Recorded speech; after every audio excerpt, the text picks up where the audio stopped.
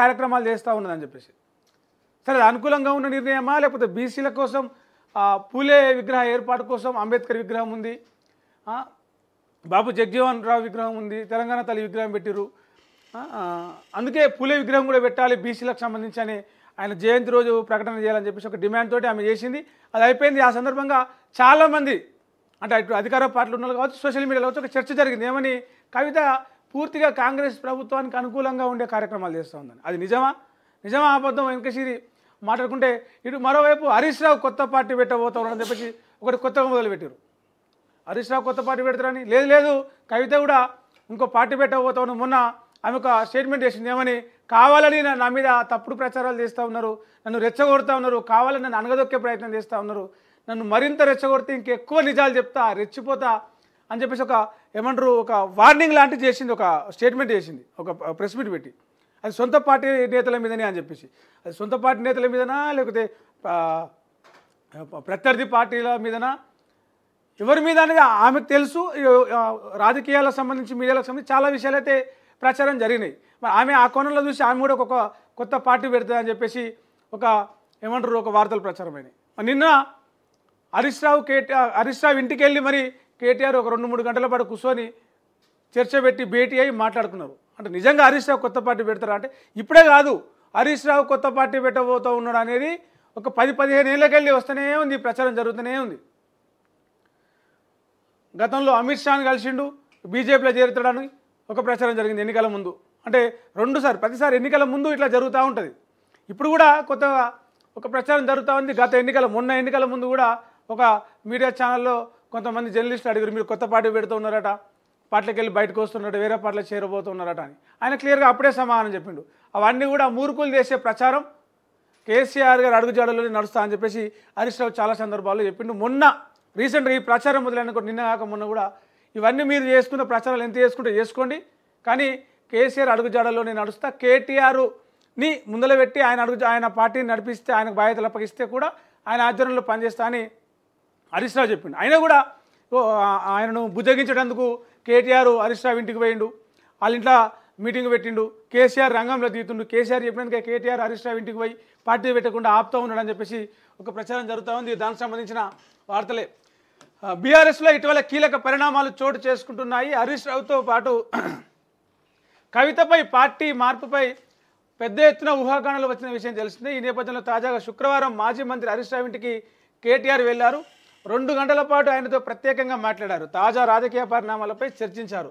అనారోగ్యంగా ఉన్న హరీష్ తండ్రి పరిస్థితి గురించి అడిగి తెలుసుకున్నారు. బీఆర్ఎస్లో అంతర్గత పోరు నడుస్తుందనే ప్రచారం నేపథ్యంలో వీరిద్దరి భేటీ హాట్ టాపిక్గా మారింది. ఇటీవలే తెలంగాణ భవన్లో మీడియాతో మాట్లాడిన హరీష్ రావు పార్టీ పగ్గాలు కేటీఆర్కు ఇచ్చినా తాను సైనికుడిలా పనిచేస్తానని, కేసీఆర్ ఆదేశాలు శిరసా వహిస్తారని స్పష్టం చేశారు. అయితే బీఆర్ఎస్ రజతోత్సవ సభ ఏర్పాట్ల విషయంలోనూ హరీష్ రావును కేసీఆర్ దూరంగా పెట్టి కేవలం సిద్దిపేటకే పరిమితం చేశారన్న ప్రచారం జరిగింది. నిజంగా సిద్దిపేటకి హరీష్ రావును ఎప్పుడు ఎవరినైనా సరే మొన్న రజతోత్సవ సభ విషయంలో ఏ జిల్లా పార్టీ బాధ్యునికి ఆ జిల్లాను అప్పగించారు. ఇప్పుడు ప్రశాంత్ రెడ్డి, జగదీష్ రెడ్డి, మన ఎవరు ఏనుగు రాకేష్ రెడ్డి, ఎర్రబెల్లి దయాకర్ వాళ్ళకి అప్పగించిండు.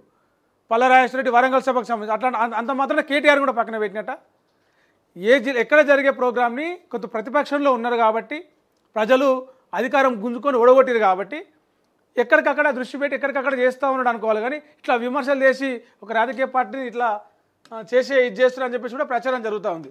రైట్, హరీష్ రావును దూరంగా పెట్టి కేవలం సిద్దిపేటకే పరిమితం చేశారన్న ప్రచారం జరిగింది. బీఆర్ఎస్ ఎమ్మెల్సీ కేసీఆర్ కుమార్తె కవిత ఇటీవల మంచి ఫైర్ మీద ఉన్నారు. తనను రెచ్చగొడితే మరింత రెచ్చపోతారని అన్నారు. 6 నెలలు జైల్లో ఉన్నా సరిపోదా, తనను ఇంకా కష్టపెడతారంటూ ప్రశ్నించారు. తనకు వ్యతిరేకంగా జరుగుతున్న కుట్రల వెనుక ఎవరున్నారో తెలుసని, సమయం వచ్చినప్పుడు అన్ని బయట పెడతారంటూ హెచ్చరించారు. కవిత టార్గెట్ ఎవరన్న దానిపై అనేక వాదనలు వినిపిస్తున్నాయి. ఇటీవల కవితను బీఆర్ఎస్ బాగా దూరం పెట్టిందని జోరుగా ప్రచారం జరుగుతుంది. ఇదే సమయంలో కవిత కూడా స్పీడ్ పెంచారు. బీసీ నినాదం, సామాజిక తెలంగాణ స్లోగన్స్తో పొలిటికల్ హీట్ పెంచుతున్నారు. కవిత తీరు పార్టీకి, కేటీఆర్కు చాలా ఇబ్బందిగా మారిందనేది టాక్. నిజంగా సొంత తోడబుట్టిన కేటీఆర్కి కన్న తండ్రికి వాళ్ళు 20 ఏళ్ళు కష్టపడి నిర్మించుకున్న పార్టీకి దాని డ్యామేజ్ చేసి కవిత బయటికి వెళ్ళి ఒక సొంత పార్టీ పెట్టుకుంటుంది, సొంతంగా ఒక రాజకీయం ఇది చేసుకుంటుంది అని అయితే ఓవర్ ఎక్స్పెక్ట్. ఆల్రెడీ ఒక ఎక్స్పెరిమెంట్ చూసినాం మనం, ఇది ఆంధ్రలో వైఎస్ఆర్సీపీ జగన్ సంబంధించి ఏది ఉందో, ఆమె షర్మిల అన్నతోటి ఉండకుండా బయటకు వచ్చి అటు ఆయన ఫెయిల్ అయిండు, ఇటు ఈమె ఫెయిల్ అయింది. ఆల్రెడీ ఒక ఎక్స్పెరిమెంట్ కళ్ళ ముందులో కనిపిస్తున్నాక మళ్ళీ అలాంటి ఎక్స్పెరిమెంటే కవిత చేస్తుంది అని అయితే, అంటే వాళ్ళు ఒక రాజకీయ ఎత్తుగడలు వేయడంలో, రాజకీయాలను అర్థం చేసుకోవడంలో, రాజకీయాలు క్రియేట్ చేయడంలో కేసీఆర్ ఫ్యామిలీ చాలా దిట్ట. మంచి తెలంగాణ మీద మంచి పట్టున్న ఫ్యామిలీ అది. వాళ్ళు ఇట్లా హరీష్ రావు కావచ్చు, కవిత కావచ్చు, కేటీఆర్ కావచ్చు, కేసీఆర్ కావచ్చు, వాళ్ళు ఇట్లా వాళ్ళ ఫ్యామిలీలో ఇట్లాంటి నిర్ణయాలు తీసుకుంటారు, ఇట్లాంటి ప్రకంపనలు సృష్టించారని అయితే అస్సలు ఎక్స్పెక్ట్ చేయలేం. వార్తలు జరుగుతూ ఉంటాయి, వార్తలు వస్తూ ఉంటాయి, ప్రచారాలు జరుగుతూ ఉంటాయి. ఆ పార్టీని దెబ్బకొట్టడానికి ఇతర పార్టీల వాళ్ళు కావచ్చు, మీడియాలో కావచ్చు, చాలా వార్తలు వస్తూ ఉంటాయి. కానీ కొంత కీన్గా అబ్జర్వ్ చేస్తే మాత్రం అలాంటి, ఎందుకంటే వాళ్ళు రాజకీయాల మీద తెలంగాణలో ఏం చేస్తే బాగుంటుంది, ఏం చేయకుంటే బాగుంటుంది అనేది చాలా అబ్జర్వ్ చేస్తూ చేస్తూ చేస్తూ వచ్చి ఒక 25 ఏళ్ళు 30 ఏళ్ళుగా వాళ్ళు పార్టీని ఇట్లా నిలబెట్టుకుంటూ వచ్చారు. సో వాళ్ళు కవిత సొంత పార్టీ పెడతారు, హరీష్ రావు సొంత పార్టీ పెడతారు అని చెప్పేసి ఎక్స్పెక్ట్ చేయలేము. ఒకవేళ పెడితే అది సంచలనం. వాళ్ళ నుంచి ఎప్పుడైతే అధికారిక ప్రకటన వస్తుందో అప్పటి వరకు ఇలాంటి ప్రచారాలకైతే బ్రేక్ పడదని చెప్పొచ్చు. ఇక మన కాళేశ్వరం సంబంధించి వార్త చూస్తే విచారణ అయిపోయింది. ఈ వచ్చే వారం